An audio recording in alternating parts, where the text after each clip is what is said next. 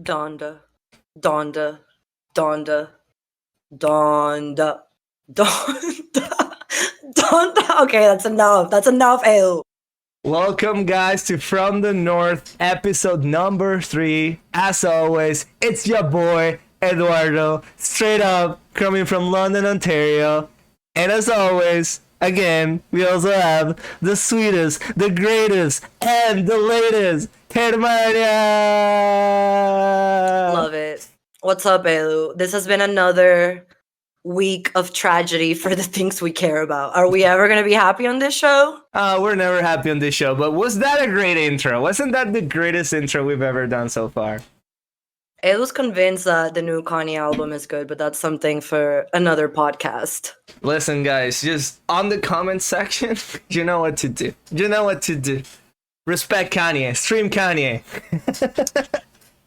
So, Elu, what are we going to be talking about today? All the happy things. Too many things are happening. Too many things that are making us not happy. First things that I think we should be talking about today is the latest developments on authoritarianism versus democracy all over the world, and at least from the last time we talked to each other since last week. So, what are the updates, Hermania? How's the forecast? Well, things continue to go down. Today, we're going to be focusing on kind of the two things we have been focusing in our show, which are what's going on in Afghanistan and the Middle East, and also Venezuela, because we have updates for you guys. We're going to be talking about Afghanistan a little bit towards the end of our show. For our interview, we have a great Syrian-American, Kareem, who campaigned for Biden and now is not happy with what's going on, like many of us. I didn't campaign for Biden, but I publicly said, which got me in trouble, that Trump was authoritarian and Biden was the best choice. And I still think that, but now now I can see better than ever that would not have been my number one choice. How about you, Elu? But you know what? That's a great. Well, first of all, I'm not American, nor do I live in the United States, but I've always supported, democracy versus authoritarianism. And from last year, and I think this is how we kind of, met each other and we talked a lot about is, I'm not necessarily a Biden supporter. I couldn't care less about Biden, but he was way better than Donald Trump, right? But that's a big thing. Being able to support a candidate and then being able to criticize him, that's what a democracy should be. Why do people have such trouble with that? I mean, the face washing we have seen this week from the intellectual leftist leaders of the US for Biden is shameless. Yeah, it's almost scary. It's the fact that they just don't care. They don't even care to maintain an appearance of, we're being critic. No, it's like we are 100% down with whatever Biden says, to a point where it's actually obnoxious. And to the point where, when people like us are saying, oh, what the hell is going on? Then they come at us and saying, oh, weren't you supported Biden before? What happened? Or why do you love war so much? Because one side of the people defending Biden is his fan club, the characters of always who will defend anything a Democrat does. But the other side is, for example, characters like Glenn Greenwald, which I don't really know what they are because they have really given into the horseshoe theory and they just kind of they stand in the middle of everything, and their basic thing is that they're anti-war. So if for those of us who are criticizing Biden, I mean, I've been called a warmonger. Like, people will be like, why do you love war? He ended the forever war. I think it's important noting that the war is not over. Since when is losing a war victory? Because they have pictured it as victory. It's not a victory, it's a big disaster. I would compare it to Vietnam in a way. Obviously completely different for the context, but effectively the US lost this war. We can say that for sure. They were there to take out the Taliban, and they're leaving as their Taliban are taking over. So you can't put it in a different way. This is a disaster. This is a defeat for the United States. This is a show of weakness of the United States, and the international community is taking note of this. That's just the facts. No matter what they say, they're trying to play it as a victory. Jennifer Rubin, who's like the most shameless democratic defender of the indefensible, they keep focusing on how many people we got out.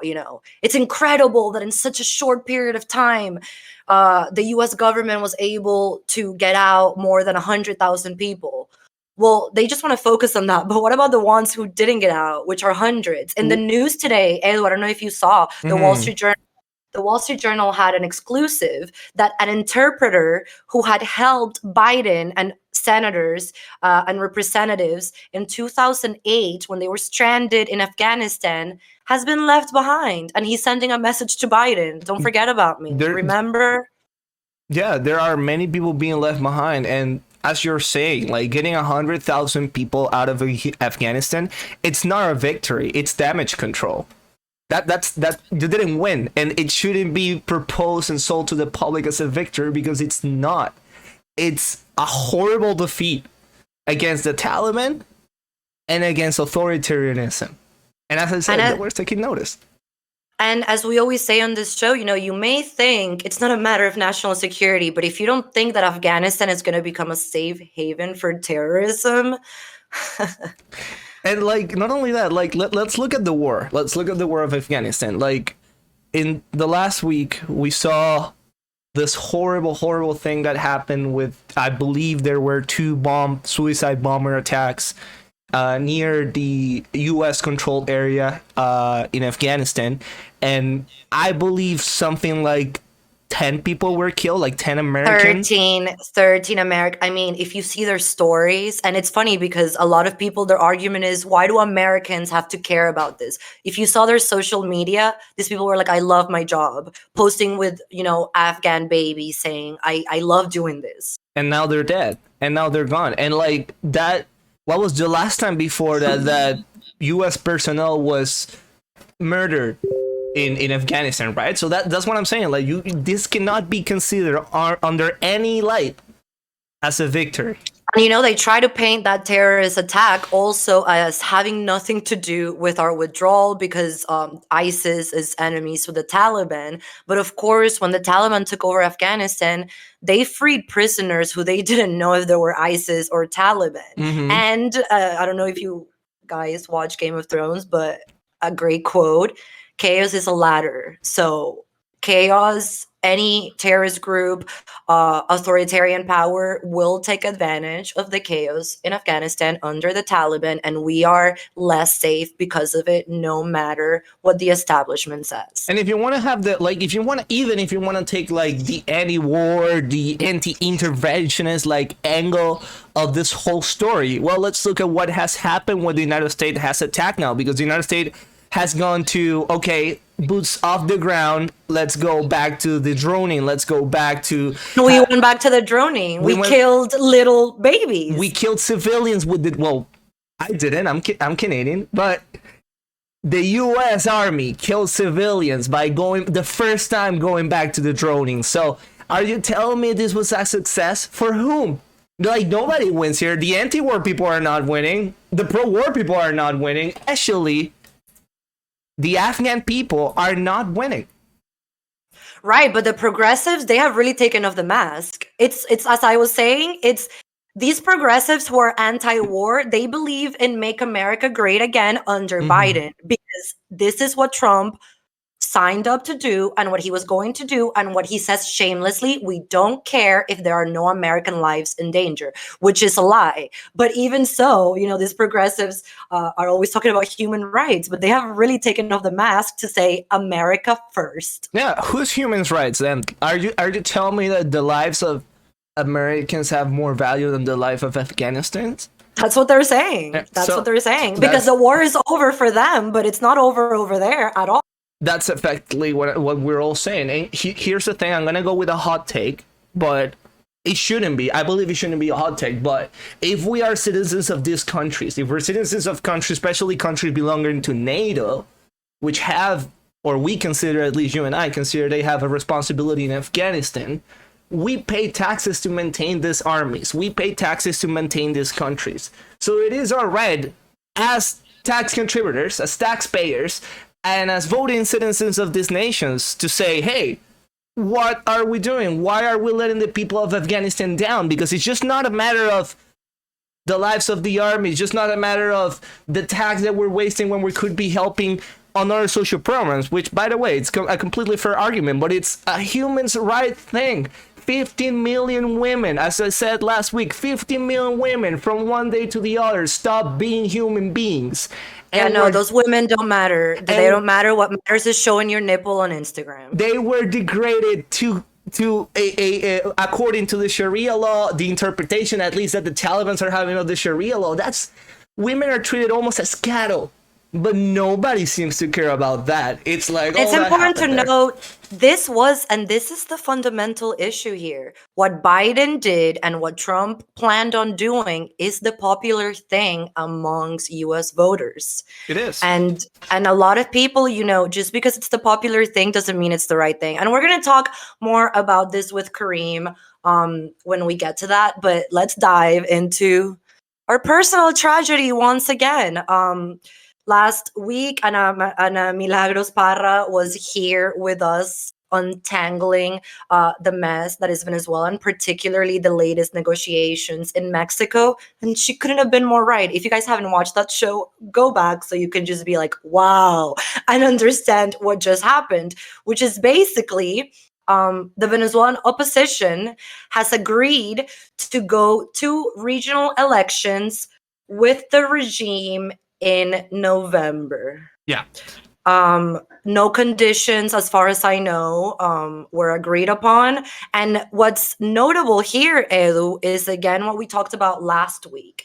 In the Mexico negotiations, Maduro's main goal was to erase the figure of Juan Guaido. Yeah. Well, the G4, which are the main four political parties of opposition in Venezuela, made this announcement without Juan Guaido, effectively saying that figure is erased. Now, this is, as Ana Milagros said, is fundamental for U.S. sanctions to be lifted, which is the number one goal of this regime, is having access to their money. So from what we saw this week, looks like, once again, Maduro got his wish. So he did. He did. Go ahead. He did, and again, I know we've said it, and I know it's it's not a nice thing to say. We told you so, but we literally told you so last week. This is what was going to happen. This is what's happening, and there's a thought here. I don't know if you've had it. I don't think we talked about this, but it's a thought in my head that I keep having because I'm a very anxious person, right? So I'm always thinking about the future. So I'm thinking 6 months down the line, when the opposition has participated in these elections with the regime, right? When they given to Maduro what they wanted, which is to legitimize them with democratic elections, right? How on earth are we going to explain to every person around the world that Venezuela, it's not a democratic country because we are having elections? And it took so long to get that recognition. That's what Ana was saying, that the figure of Juan Guaido represents the international community's recognition that Venezuela is in a dictatorship. That took over a decade to achieve. And we can be losing that in the next 5 years. This is what the opposition is planning to do that going forward. They're just planning to bow their heads to the regime, participate in elections that are completely not free, going back to the status quo of pre-2015 when the government made it so the opposition couldn't win a single election. Then, And again, the Venezuela context is something you can apply to Nicaragua, to Iran. They all do fake elections, and they work in the same way. I also want to point out Freddy Guevara, which is one of Edu voted for him. His one vote was for Freddy Guevara. He was a representative in the National Assembly. I'm not proud of this. Here's where we put the picture, Edu, in addition. I'm not proud of this. I'm so sorry. So Freddy, again, this is the authoritarian playbook. When the negotiations started in Mexico, the regime puts him in jail. And he came out of jail about a week ago with a completely different speech, literally saying it's time to cohabit with the regime. And again, I don't, again, sorry that I interrupted you here, but we don't want to be that show. We don't want to be those two guys that are saying, "Oh, this looks like 1984." But if you read 1984, you're gonna realize that this is exactly like the ending of the book. They put someone in prison that is speaking up against the regime. They convince him from one way or the other that working with them is the only way forward, and then they walk out of prison with a different mindset.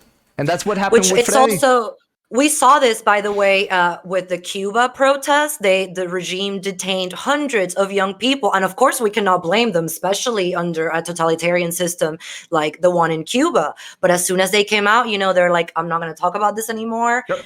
And that's fine for a citizen. Yep. But Freddy Guevara is a political leader. If you're not up for the danger of this job, just retire. Yeah. You know? Because now we've gotten back to what is the role of the G4 now. If we all understand that there are not democratic conditions in Venezuela for us to consider having free and fair elections, I have to understand that the opposition is just part of the regime now. And as you said, this is going to make it harder for those of us who have spent years trying to get the international community to understand that this is a dictatorship. Well, I'm already prepared for the next tanky argument. What dictatorship, girl? Your opposition participated in November. More elections than any other country. That's it. And we live in a day and age where the concept of nuance, it's inexistent from the internet. So imagine if our situation was already kind of complicated to explain to people. Imagine at the point where we're getting now. It's almost to the point where I just want to give up. It's like, you know what? No. Never that. But you know what's interesting to me? These terms that people automatically take to mean good things. And they make debate really hard. Like, if you say elections, those with democracy privilege immediately are like, well, obviously that's the way out. Why would you not want elections? We have said this many times. Well, because they're not fair. And in the 21st century, this is how dictatorships work, through elections. It's like the same thing with the anti-war movement. Well, it sounds so nice. It says it's anti-war. What's not to like? But then who are the leaders of the anti-war movement? Code Pink, who invaded the Venezuelan embassy. Ilhan Omar, who, do I even have to say anything about the character? So just because a word, sounds nice, doesn't mean it actually functions the same way in every context. It is. And I get it. Again, like what we say every week, like, I get it. You're a person that was born and raised in a democratic country, so the idea of having elections and not being a democracy, it's hard for you to understand.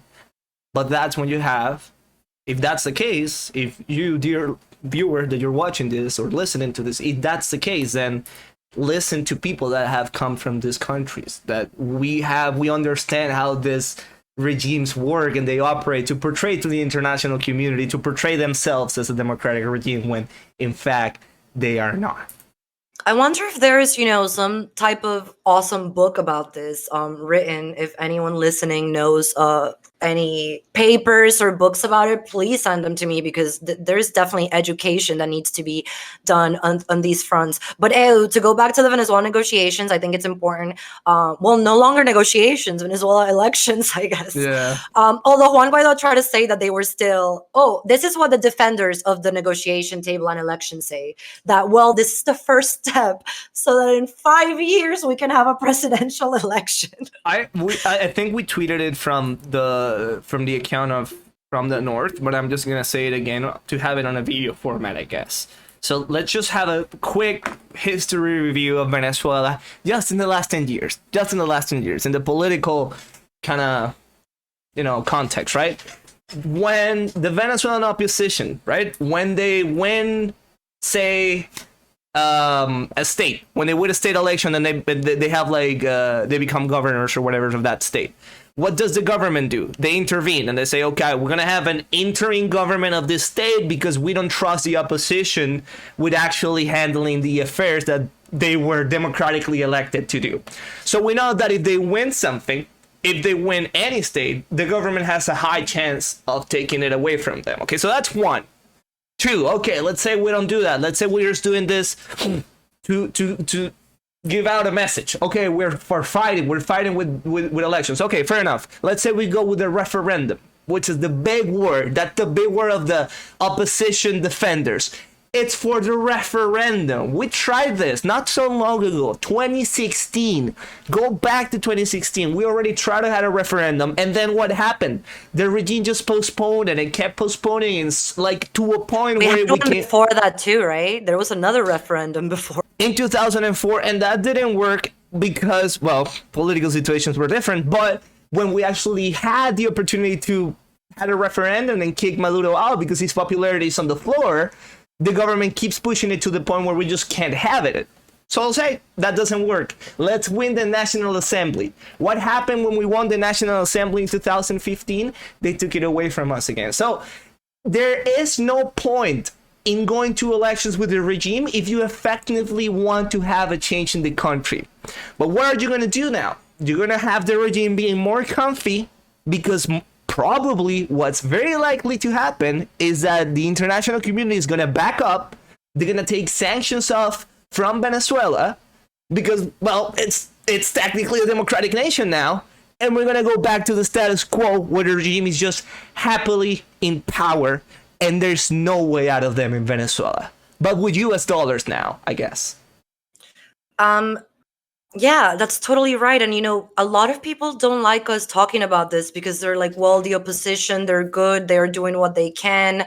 What would you say, Edu, to those people that are like, well, we were in a stalemate. We have to move in one direction. And this is, the typical phrase that there are several phrases that give Venezuelans PTSD. This is one of them. ¿Cómo es que todas las rutas what is it? No hay que perder espacios. We cannot lose. No podemos perder espacios. We can't lose ground. We can't lose ground. We can't lose any ground. We got to participate in everything that we can. This is an argument that I understand because we are in a stalemate. However, this is what I tweeted about it. It's like the official opposition is asking us to stop believing in the end of the usurpation. I don't even know how to say that word, of the removal, of the overthrowing of Maduro. Yeah. And now start believing again in the fantasy of fake election. So here's what I will tell to these people. And I get it. I mean, I'm not saying that, I'm not blaming anyone for believing this because in Venezuela, you gotta believe in something to not lose your life. And one would hope that they would respect us as well, correct? Which is not always the case. One would hope. So hopefully you guys are cool with what I'm gonna say. But what I feel, this is my personal opinion, and I'm pretty sure you can agree with me, is that the opposition in Venezuela, even though they portray themselves as the representation of the people of Venezuela that are being oppressed by a regime. That's how they like to portray themselves, but in fact, in reality, they're only representing themselves. Okay? That's why people don't really like the opposition. That's why their popularity is on the floor. And that's been the way that the opposition has been running for elections since 1998. And again, this is part of the authoritarian playbook. You need, and I'm not saying all of the establishment opposition are in this box, but a modern dictator needs a tailor-made opposition. Yeah. So we have, what are the candidates that we're going to see for the opposition in these regional elections? We literally have one who's running for governor of El Zulia again. No. We have to, because this shows everything. This is someone who was supposedly exiled and was allowed to return to the country. Now, I come from a family of actual exiled people that the moment they set foot in Venezuela, they will put in prison. They're going to jail. There's absolutely no questions, ifs, or buts about it. There's no way that the people I know can return to Venezuela. So we see these political figures that said they were leaving in exile, and all of a sudden we see them return not only to Venezuela, but to the political stage to play in the regime's board. So what should we make off of this? And they raise money to campaign. There's the other side of that. Yeah. That people don't like talking about it. No, they don't have any money. They struggle so much. No, they're going to get money to campaign. Yeah, they have money. They do. And it's what I believe like we should do if I, if I could be a wishful thinker, is that we need new leadership that is not attached in any way to the G4 or the current political status of Venezuela. But I don't see that happening anytime soon. Unfortunately, anyone who could actually care has already left the country or is trying to leave the country as soon as That's what possible. authoritarian regimes do. If you are a threat, you are out. If you are allowed to remain inside, is because they don't mind you staying inside. Absolutely. That's what it is. As easy as that. But Elu, if you have nothing else to say about this, I say let's talk to our friend Kareem. Let's talk to Kareem. So we're so excited here from the north to have Kareem Rifai here with us. He's a Syrian-American junior at the University of Michigan, and he's also an anti-authoritarian activist for the Middle East, particularly Syria, and also Latin America. So thank you so much, Kareem, for joining us from the north. Welcome. Thank you so much, Hermania, Edu. So yeah, like I was just telling Kareem, we're so excited to have him here because he fills a lot of the boxes that we're looking for in a guest. Kareem was actually campaigning for Joe Biden before anyone believed in Joe Biden. He actually got a lot of backlash from progressives who at the time were saying, Biden was the establishment. How dare you not support Bernie Sanders? And I follow Kareem a lot, so I think we're kind of kindred spirits, all three of us here, in the sense that we are liberals, but we come from places that give us a wider perspective on the world. So we're going to really be talking about that now. Before we started recording, we were all talking about how over the last 3 weeks, because we have been criticizing Biden's move in Afghanistan, we have been called warmongers. People are like, why do you love war so much? And like I've said, this is the first time we're seeing a US president implementing the famous end the forever wars policy. So Kareem, you supported Joe Biden, like actually campaigned for him. And now, like a normal nuanced person, you are criticizing what he's doing in the Middle East, which a lot of people aren't doing. We know the types that will defend anything their side does, but you're not like that, and that's why we have you as a guest here. So tell me, Kareem, as someone who has supported Joe Biden, what do you think of what's going on, and what would you say to those people that say this is good, we ended the forever war? Well, it's definitely really frustrating because the reason I campaigned for Biden, not only in the primary, but in the general, was because I expected a nuanced and intelligent foreign policy going in. And especially after he picked his cabinet members, I had a lot of faith in Secretary Blinken, especially. He is really good, I thought. So I had a lot of hopes going in. But, obviously, with what's happened, it's kind of, fell down the drain a little bit. And what's especially shocking is that this was a Trump era policy. This was a Trump era idea.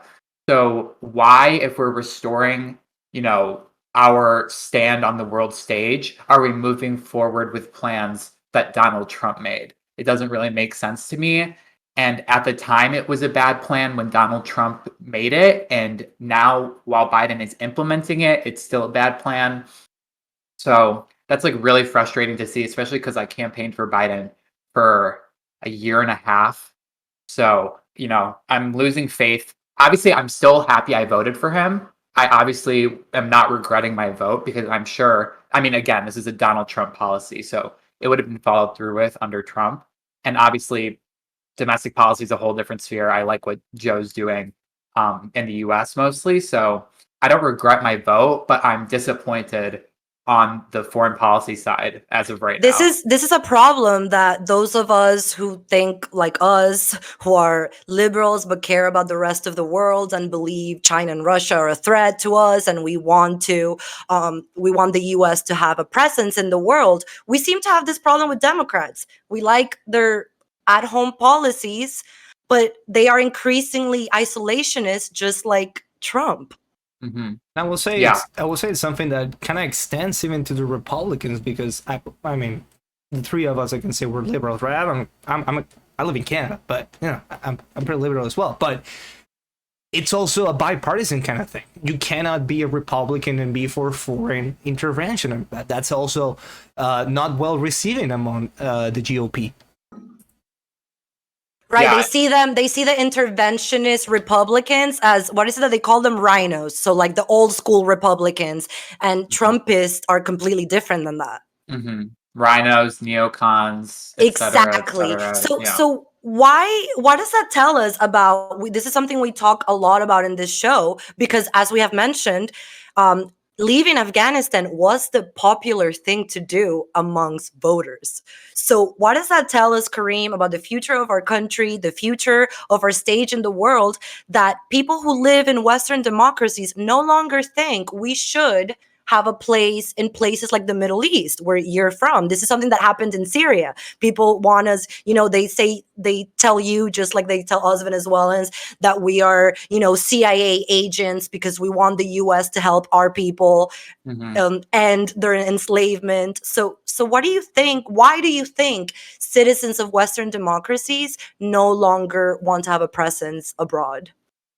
The first thing I want to address, I want to push back on this idea that withdrawal was a very popular policy. Because if we look at the polling from the past couple of weeks, it's been pretty overwhelming that people think that the withdrawal was botched. But that contrasts, right, with the idea that withdrawal is popular. So this idea of withdrawal is pretty popular, and then when it's actually implemented, and we are looking at like public opinion on what comes after, like for example, there was polling about would you still support withdrawal if the Taliban took over Afghanistan, the majority of Afghanistan following withdrawal? Or would you support withdrawal if Al Qaeda was able to operate in Afghanistan following withdrawal? And we see from Democrats, independents, and Republicans that the majority are against. So we have this kind of disconnect between the sloganeering, and the forever wars, and then what actually happens afterwards, right? So I think that's, a prime issue, is that we're leaning back on these like simplified slogans and implementing them as policy, and not taking into account in our rhetoric or in what we're actually doing what comes after. So that's a major problem. And so I don't think necessarily that the majority of people in the US from whatever party are against a US presence in the world. I just think that the messaging now is really disjointed, and this like very simplified sloganeering rhetoric has become popularized, and that's what's pushing into our policy. I mean, I see this withdrawal as completely astrategic. Like there was no strategy involved. Like there's been, the New York Times published only a few days after withdrawal that the administration was ignoring intelligence reports about what was going to happen after withdrawal. Like there was a ton of intelligence and know-how within the State Department and everywhere else saying that the moment that we withdraw, it's going to be disaster. And we saw with how the withdrawal was panned out and everything, that we didn't even have a planned contingency response. Everything was done really messily. And now we have left Americans there. There are still Americans that, there are still, despite and not the only rhetoric. that, we left our allies. That matters too. Exactly. The amount of equipment that the United States left behind for the Taliban to take over, it's insane. Absolutely. And that's why I cannot believe any of this like gaslighting rhetoric coming from Democratic Party organs, even as a Democrat, saying that this was well planned, it was well executed, when we have left billions of dollars of weapons, machinery for not only the Taliban to take, but for ISIS-K to take, for other terrorist groups to take. And then, as Hermania said, not only does it matter that there are still Americans on the ground that are trying to leave, but we have left so many Afghans who helped the US in some way, translators, contractors, despite the fact that we evacuated around, 100,000, which is great. which is great that 100,000 Well, people left. that's also, the democratic talking point, which is Exactly. so obvious. This is a victory. Yeah. In such a short period of time, we evacuated more than 100,000 people. That's their line. Right. And it's a good thing that 100,000 people left, but there are many, many, many, many more that needed to leave as well. And that processing just didn't happen. And that's partially Trump's fault as well, because of how visa applications were being handled while he was in office. But we've had a 6-month stretch now for there to be contingency plans for evacuating not only American diplomats, but American civilians, American humanitarian workers, Afghan translators. There was a long period of time for that to be implemented, and there were intelligence reports to support that, and it just did not happen. And it's all for a campaign talking point.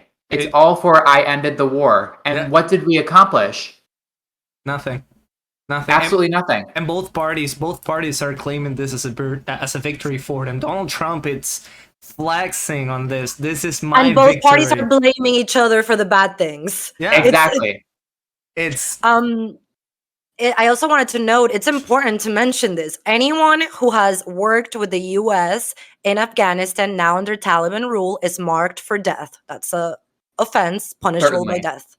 Certainly. And there's been reports now, there's been countering, narratives about this, but it's become pretty clear, and the UN has even confirmed this. There's been multiple accounts that the Taliban is going door to door, executing people with a list of names. And there was another story that came out that the Taliban basically hunted down a gay man and lured him to kill him.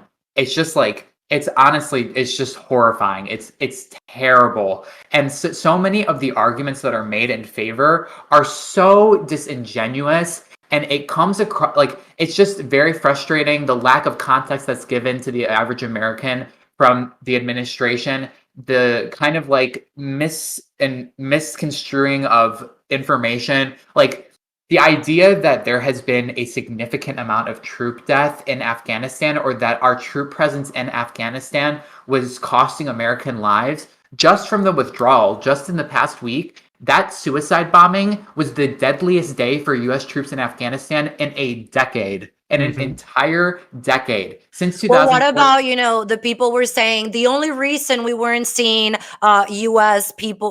military servicemen die is because Trump had already made an agreement with the Taliban. That's the Republican disingenuous talking point, because since 2014 we have been averaging 1 U.S. soldier killed in action per month since 2014, and this is supposedly an active war. So obviously every single American troop's life is very valuable, right?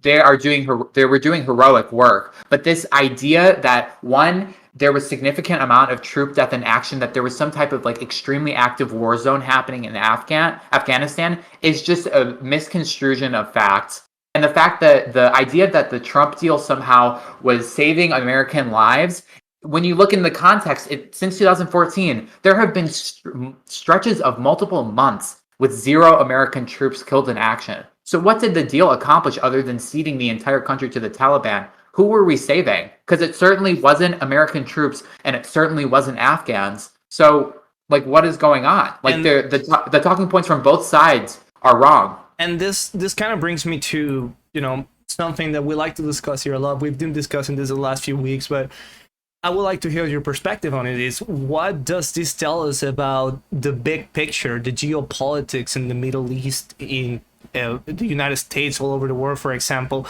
Look at what happened in Afghanistan as the United States was leaving and the Taliban took the country.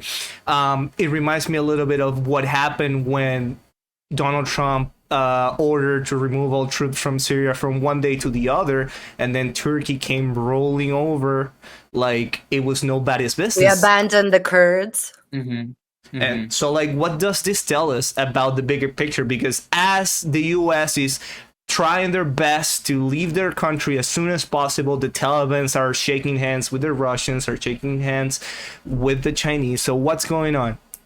Yeah, I want to address the geopolitical thing first before I talk about Syria, but this was another just egregious, disingenuous lie that was being told, that somehow China and Russia would have celebrated if we stayed in Afghanistan. It is just mind-boggling, like how you're going to like. They're not tired of nation building. Yeah, like just like you're using the great power competition as a talking point, but it's just completely untrue. Like China and I said this multiple times. While American diplomats were escaping gunfire to get to Kabul airport, Chinese and Russian diplomats were sitting comfortably in their embassies in Kabul because they know that the moment we're gone, China especially is going to move in. They're going to try and get Afghanistan's natural resources. And Pakistan's right there too, who have been behind the Taliban all this time. Iran is their other neighbor. Russia's also right there. Why would they celebrate a U.S. vacation from Afghanistan? It just makes absolutely no. And the assertion too is that like Afghanistan was a distraction. We're spending too much money on Afghanistan. There's too many troops in Afghanistan. We had so few troops staying in Afghanistan, stabilizing the entire country, keeping China and Russia out, keeping the Taliban at bay. Like we were not missing soldiers from anywhere that were in Afghanistan.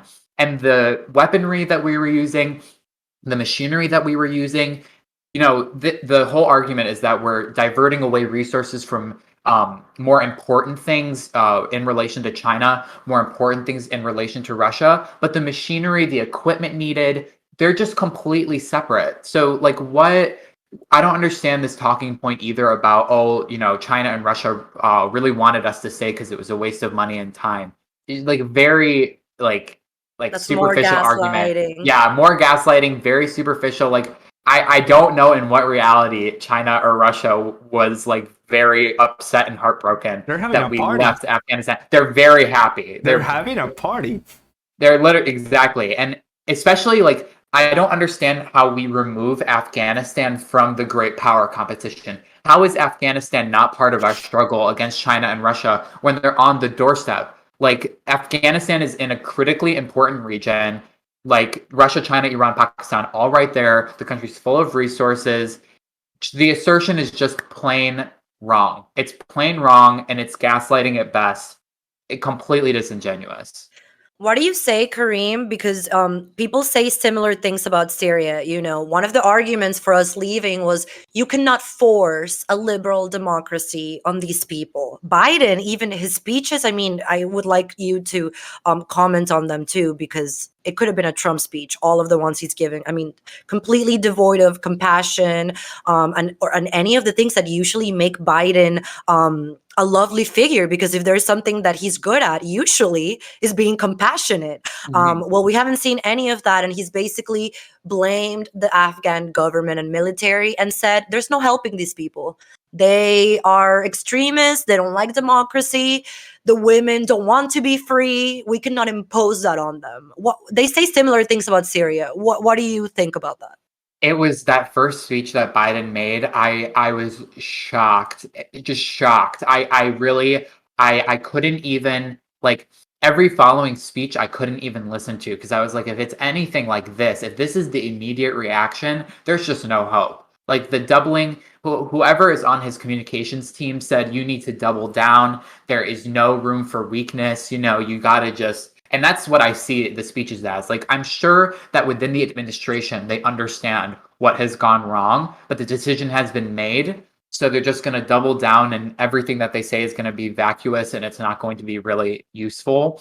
So I haven't even been. I've seen snippets, obviously, online, but it's just insane to me, and it's moved so far away from what American foreign policy is and what American foreign policy was. Like the liberation of Kuwait, liberation of Bosnia, so many, American foreign policy achievements, and it's abandoned a critical role of, our State Department. It's really frustrating to see. And you're right, this argument is used for Syria, and this whole like idea that these brown people thousands of miles away, they can't do democracy. It's just not natural. And somehow that's not a racist speech, right? Progressives say it like it's not racist. It's extremely Orientalist. It's rooted in just Absolute, like, British colonialism-esque talking points that Brown these people people, just don't like to be free. They they don't like can't freedom. they can't be civilized, they can't form a functioning government. And that's not to say that there was not serious corruption issues in the Afghan government. That is a completely valid point to make. But if we're going to blame internal corruption in Afghanistan, when we leave the Afghan army like on the ground, literally, I saw a great analogy saying, how are you going to blame the Afghan army for not knowing how to swim when you swipe away their life preserver while they're floating in the ocean? Like, what are they going to do?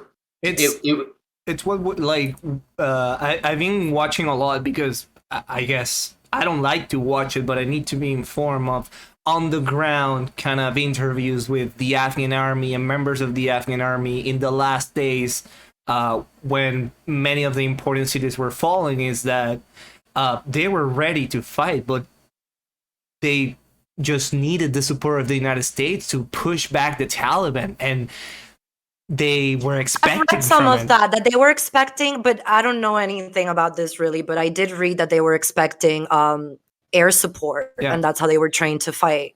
Yeah, exactly. They were trained to fight with air support from the United States and just support overall of the United States. And when you take that away from them, which has become essential part of their equation against the Taliban, when you take that away, this is inevitably going to happen. That reminds me, Kareem, I don't know if you have, I already told Edu about this off camera. The Reuters published the transcript of the last call between Biden and Ghani, the former Afghan president. Oh, it's shameful. He literally tells him, if you want air support, you have to go out, give a press conference, and pretend that the Taliban are not about to take over, basically. That's insane. I did not read about that. It is insane. Insane.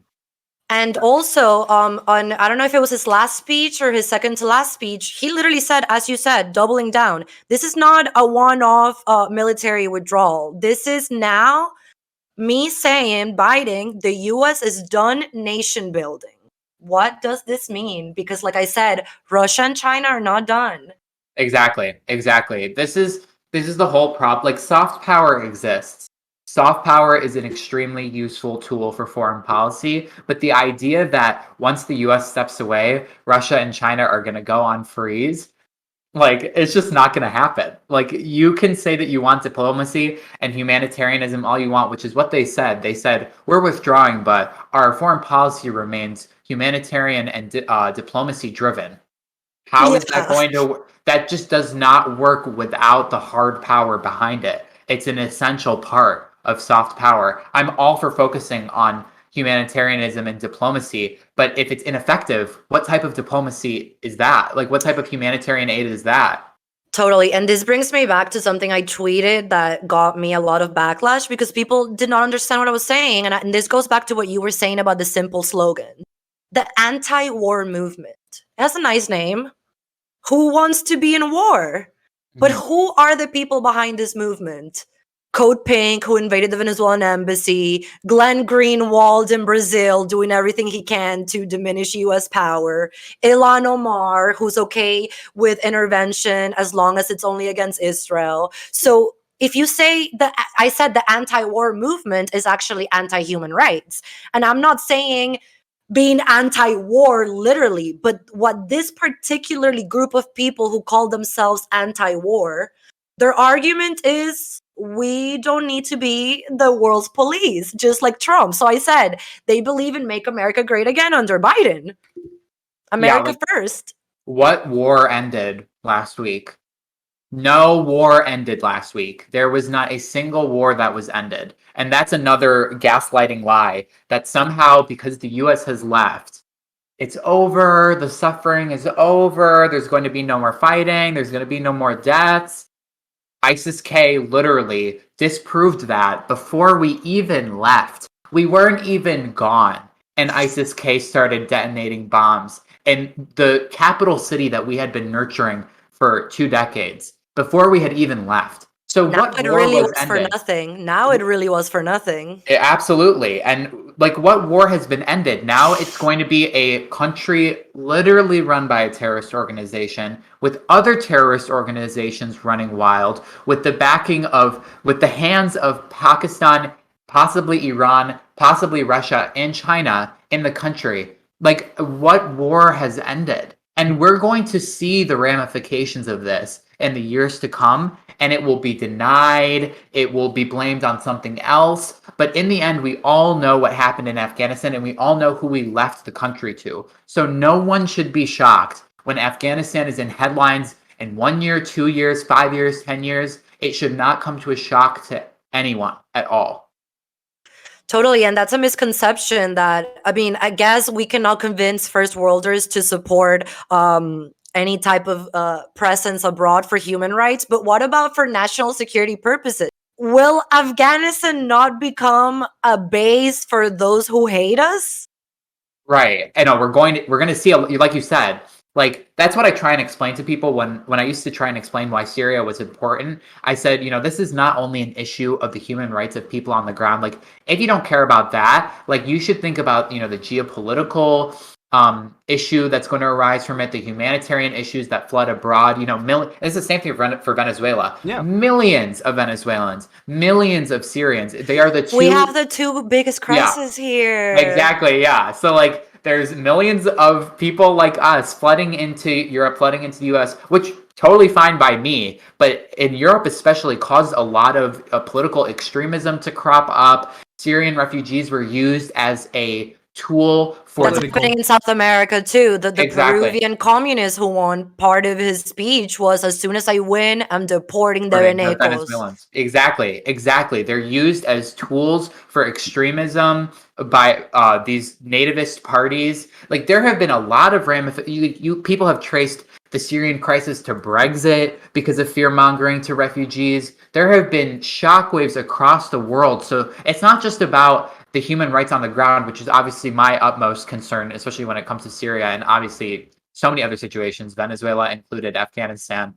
But like people need to understand that nothing that happens in one country stays in that country. Mm-hmm. And obviously there are situations where things are more internal, there are less global implications. But when you look at the Middle East and if you look at Central Asia, South Asia, this whole area, these are critical regions and like the heart of the world in between Europe, North Africa, and East Asia. These are like the baskets of just, they are explosive baskets waiting to go off essentially if we abandon them. It's not a power vacuum, it's a power like TNT, like Right. one And it spark is a and it'll threat. explode. We have go ahead, Edu. Sorry, I was gonna say like that immediately when we think about that of the vacuum of power or the power mess that we're living in the world, we can think of Central Asia and the Middle East right now because it's all over the headlines. But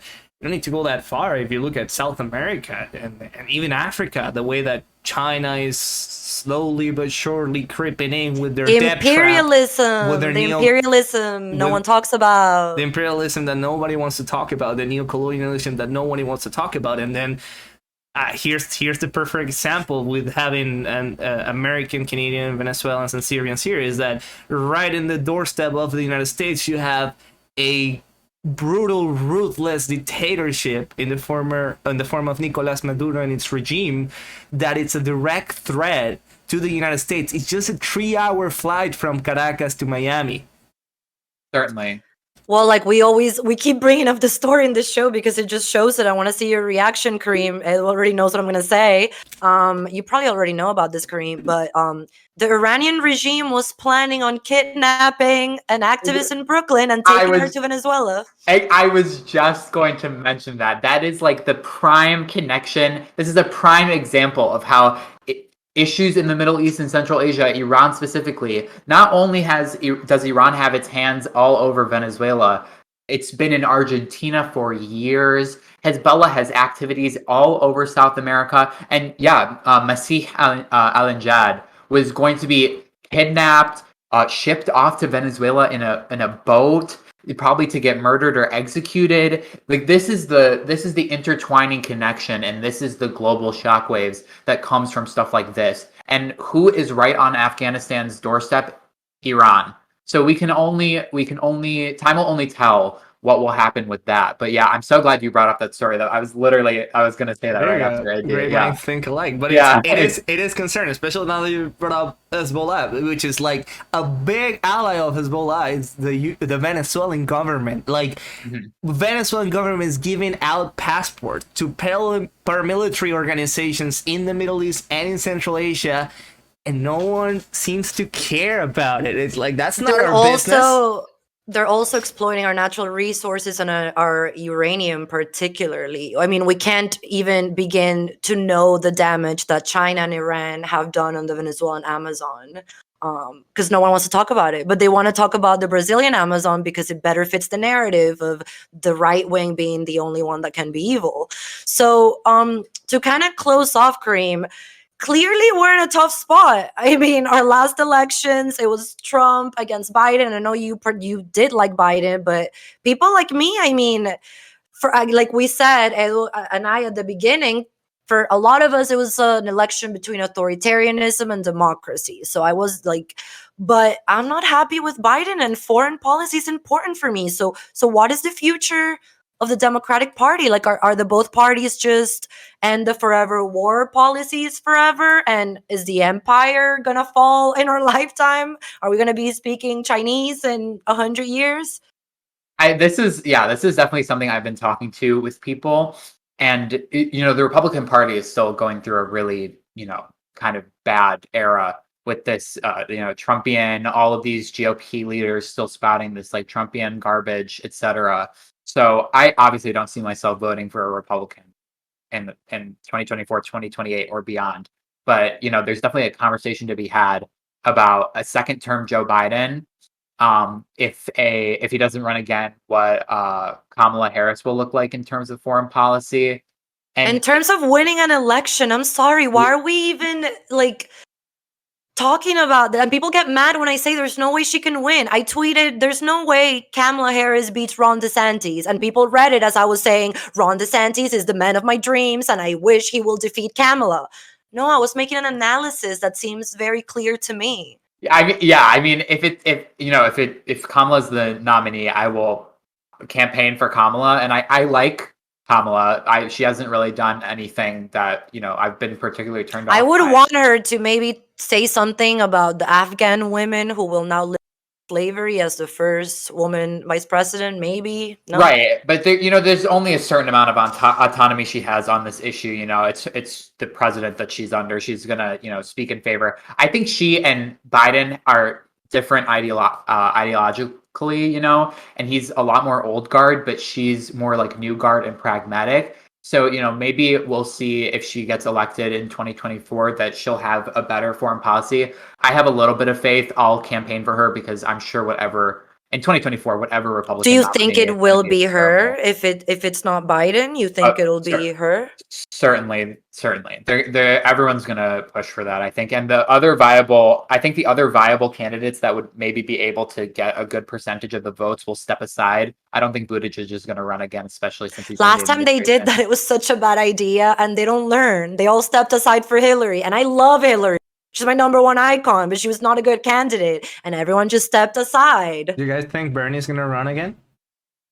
I don't think so. Probably not, right? But do you think anyone's gonna take over that kind of vacuum of very progressive, very dogmatic left?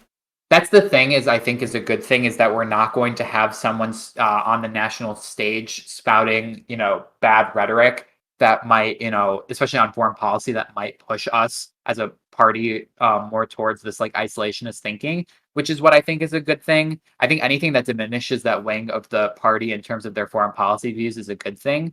So hopefully that campaign period will be more positive.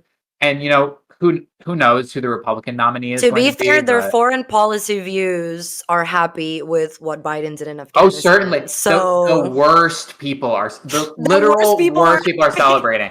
The worst on the right and the left. It is literally like Ann Coulter was talking about how happy like it's bad when like Ann Coulter, Jimmy Dore, They all agree.